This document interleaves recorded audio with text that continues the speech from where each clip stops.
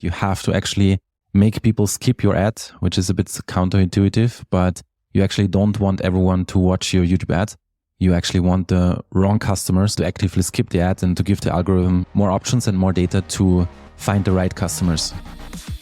Welcome to the High Voltage Business Builders Podcast, a show where we interview high voltage entrepreneurs growing and scaling through e-commerce, real estate, and other wealth without Wall Street ventures, showing you the path to making your first or next million.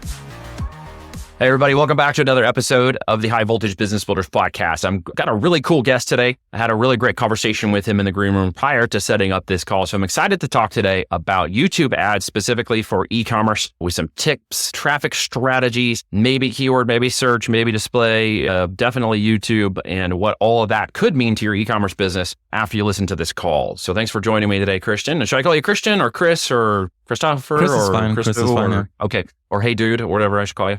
All right, we'll go with Chris. How's the life in your world today, my man? Yeah, thanks for having me. Very exciting to speak about. Things are good with you? Yeah, absolutely. Cool. So fill me in on the details. Start me out with something. Hit me with something actionable that even I could take away today and maybe go do some YouTube ads. Yeah, cool. I mean, we've been experimenting with YouTube ads for the last 4 years, and we first burned $100,000 working with the Google specialists and trying to run YouTube ads with the best practice. And then we managed to scale it to 600,000 a month at ROAS 1.9. And so we figured out two things. To start with, the secrets right away is you have to nail the creative, which is not as obvious as it seems. And also the media buying is still a bit more manual than many things. So there's a few things, but if there's one gold nugget I would just throw out there is that you have to actually make people skip your ad, which is a bit counterintuitive, but you actually don't want everyone to watch your YouTube ad. You actually want the wrong customers, so to speak, to actively skip the ad and to give the algorithm more options and more data to find the right customers to actually then will convert better. All right, so you just unpacked a whole lot of things. So let me try to back up for just great. I want to start asking questions about everything you just said if I can remember it all. Well, first up, do I have to burn $100,000 to learn to do what you just did? I hope not. I hope we'll discuss a few things so everyone who listens can save that money. Okay, so on that topic for a second, in terms of the finances, what should I look at? What's a realistic turn on maybe someone who's new with a new e-commerce brand who maybe wants to test that, and somebody who's an established e-commerce brand who wants to test it? Let's go after those kind of two avatars for a sec here. Sure. I think you can always start with around 10K if you want a number. It always depends how your AOV is. Obviously, if you have a very high AOV ticket and a product, then it will take more conversions. So it might be a bit more, but usually you can start in e-commerce with around 10,000 media spend budget, which is very reasonable. And would that be 10K for someone who's brand new and establishing a brand and launching products? Or would that be 10K for somebody with an established brand history, maybe 6, 7, 8 figures in sales? Yeah. Is it 10K for each of those people, or is it, tell me which one I'm looking at? So this is usually where we say you can test and find out if YouTube works for you if you're more conservative about the budget.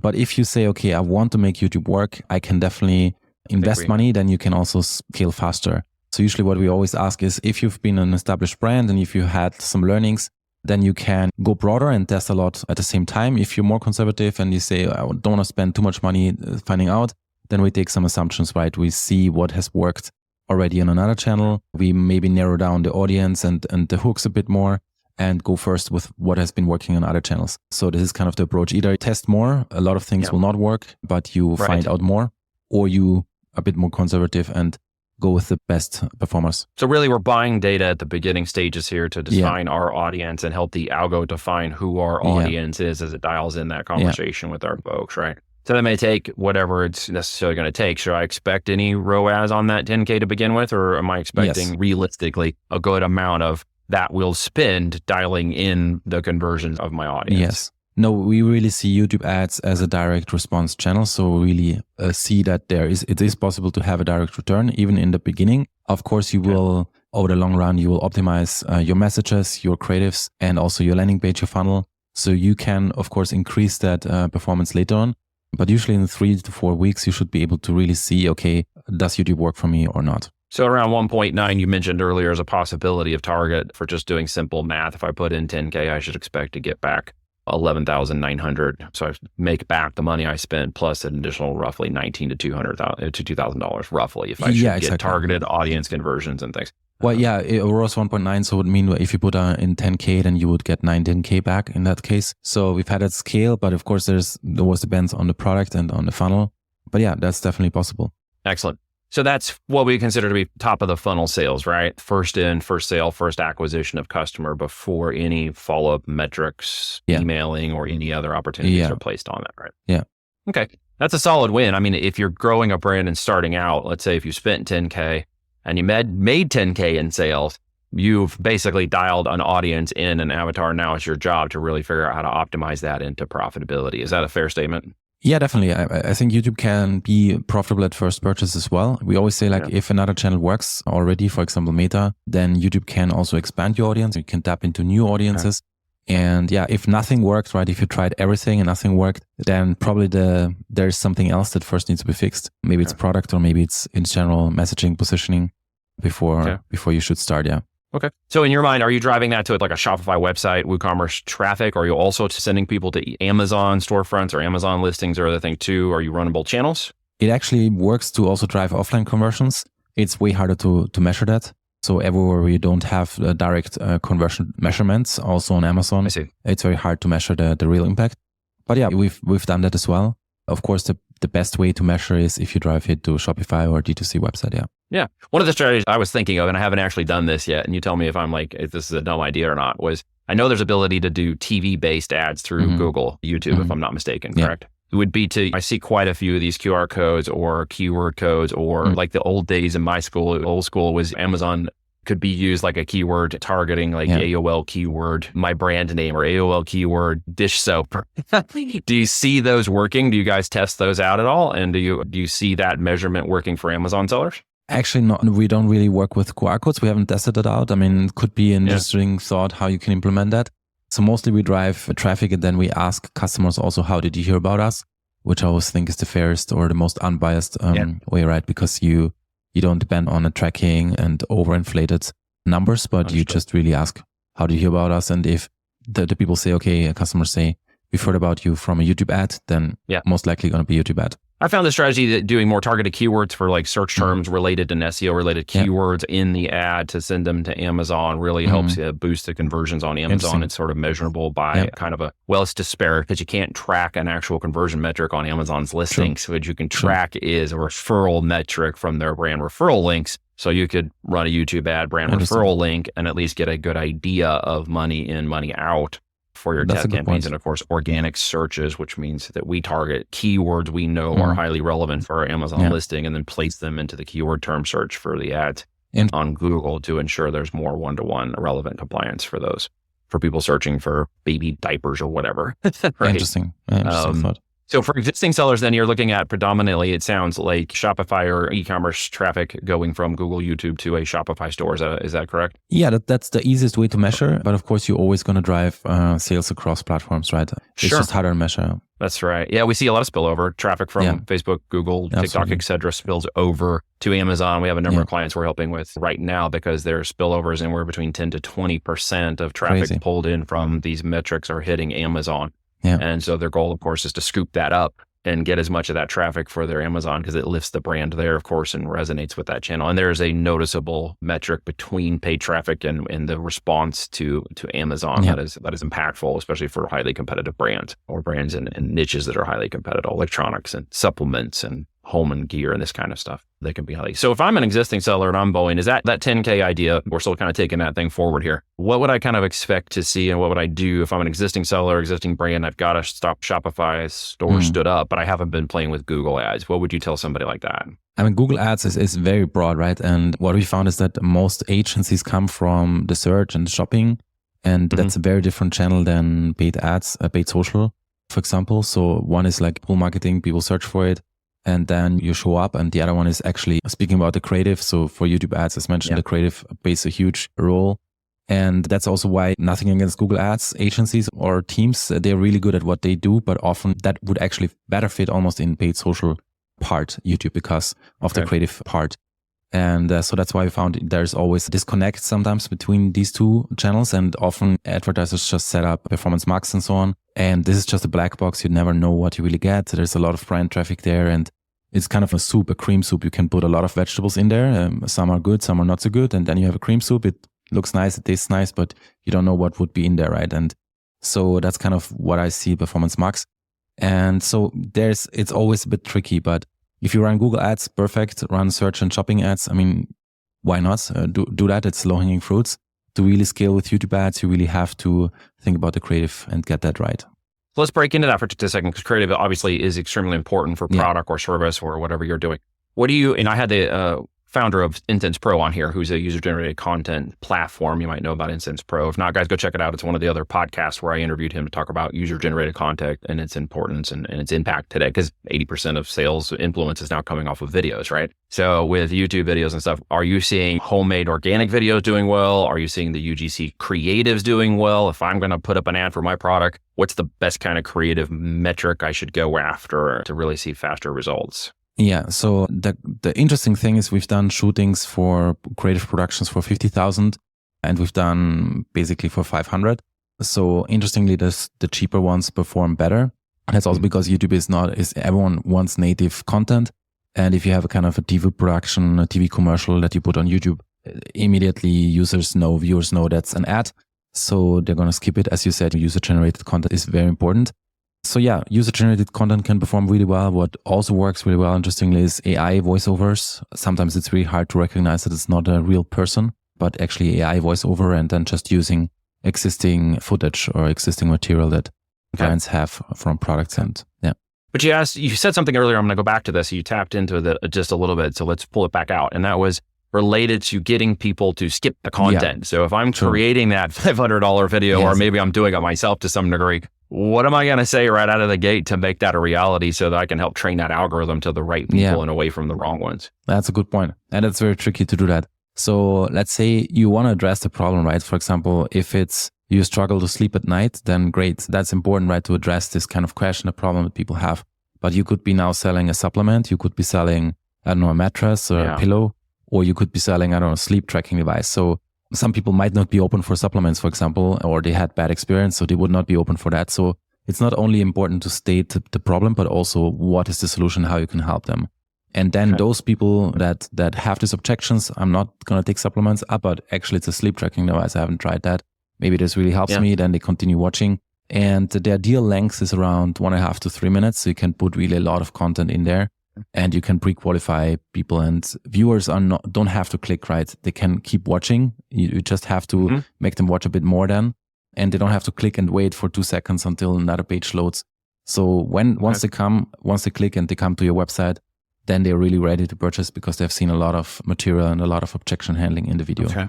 Very smart. I like that. So I would say something to the effect, if I had a sleep supplement or a sleep product, I would say something to the effect of, if you're sleeping really well, you don't wake up at night worried about life, or you don't wake up wondering what I'm going to do tomorrow, or you're just stressful or whatever, then skip this ad. Yeah, because this is exactly. Right? Exactly. Okay. Yeah. I like that. Okay. I can play with that. That's fun. So in that sense, how long, if they don't skip the ad, is there a metric tied to that? Like, is there something that Google does at that point? Say they watch that first, and how many minutes is it before the skip ad shows up, or seconds is it actually before the skip ad? Good question. So it's 5 seconds. So really competing with the skip, with the thumb basically, because as soon as people go there, they want to watch a video, and then this ad comes up. So they have to wait 5 seconds, but everyone waits with the thumb to just this skip button to arrive and then click on it. So you really have to nail it in the first 5 seconds. And then it's, before it was that you paid after 30 seconds for a view, but Google changed that. So now you basically don't pay no matter if it's 30 seconds or not. So the view counts from 30 seconds, but you just pay on a CPM basis. Yeah.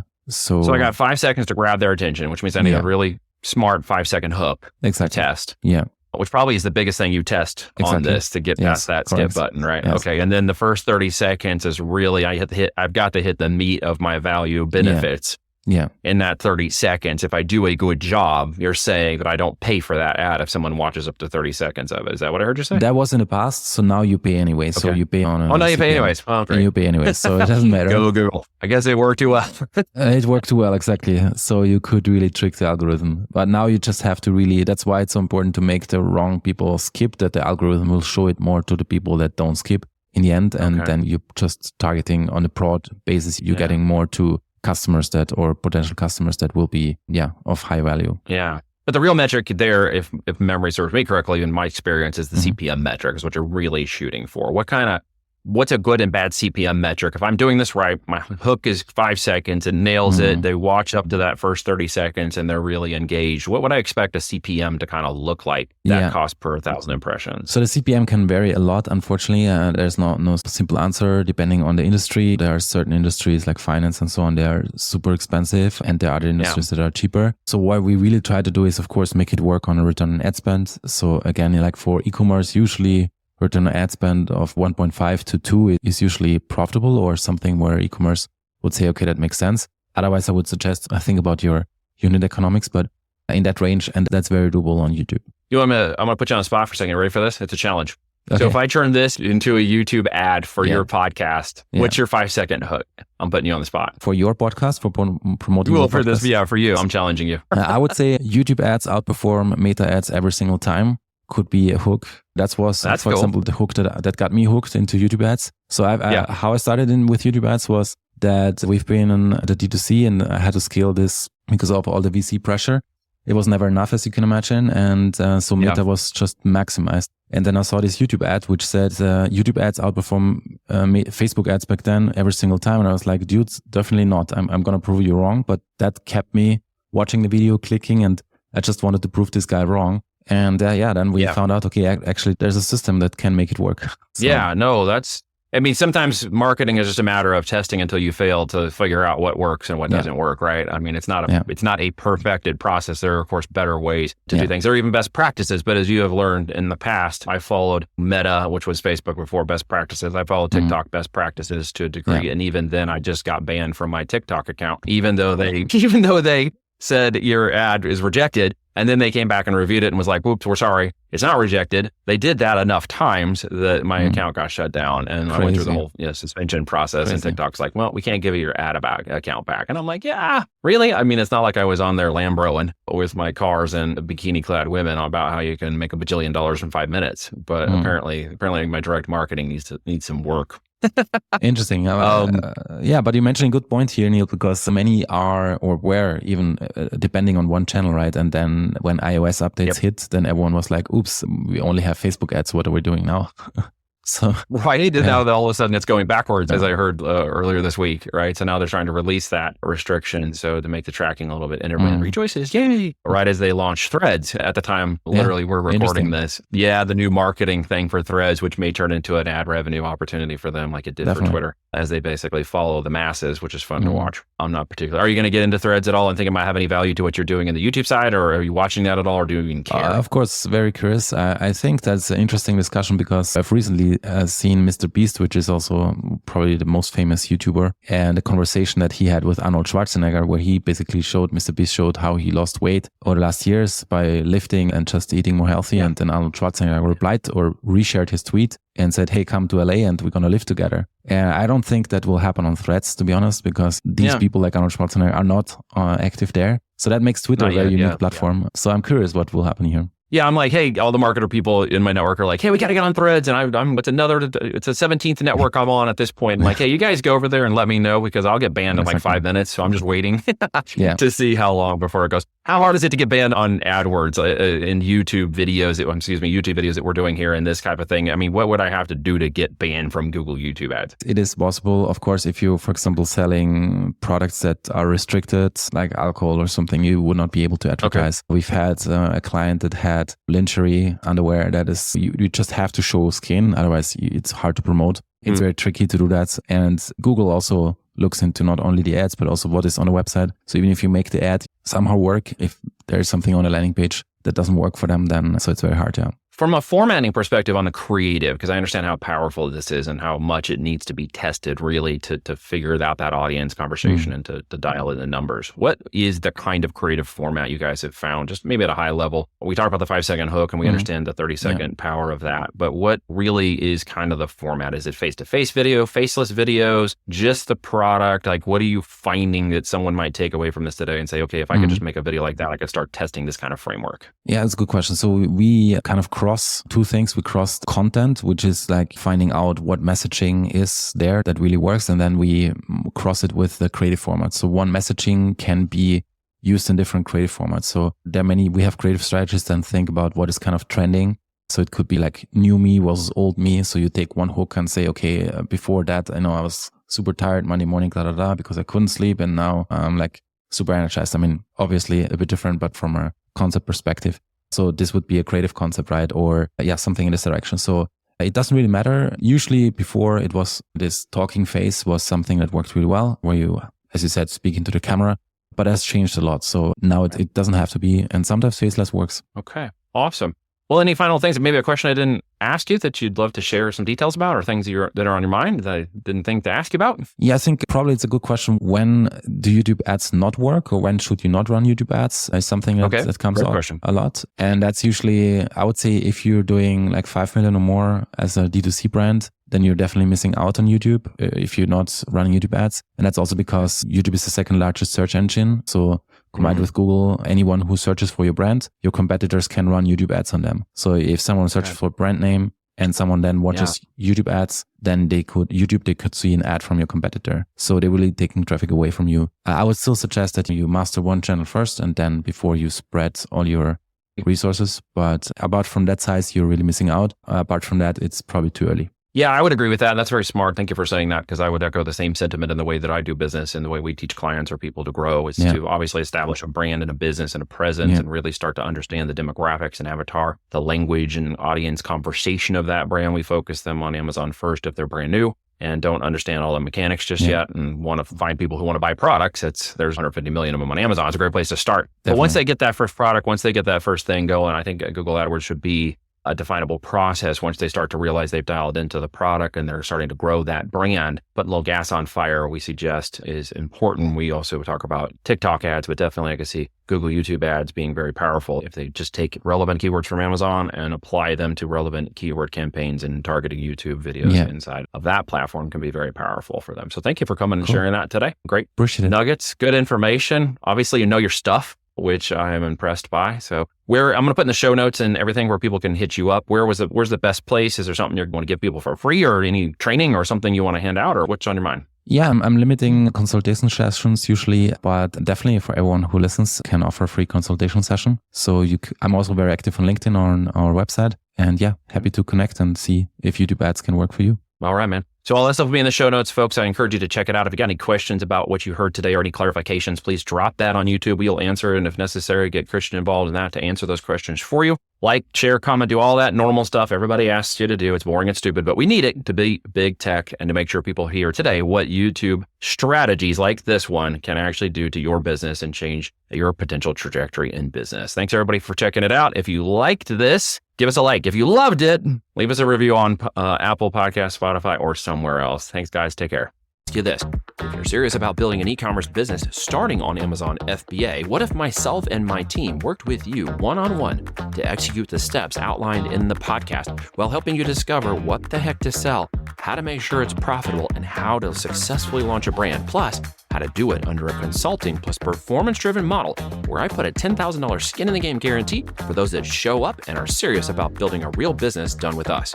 If yes, text keyword profit to +1 417 413 4209. That's 1-417-413-4209. And I will personally respond with a few simple questions. If you're not in the US or Canada, please visit voltagedm.com. That's voltagedm.com. Click Get Started and book a no-pressure discovery call with me or a member of my team to learn more about the Business Builders one-on-one coaching and mentoring for CEOs, entrepreneurs, and those looking to build an empire or retire using the power of e-commerce. Once again, thank you for listening, and be sure to tune in next week for a brand new episode of the High Voltage Business Builders podcast.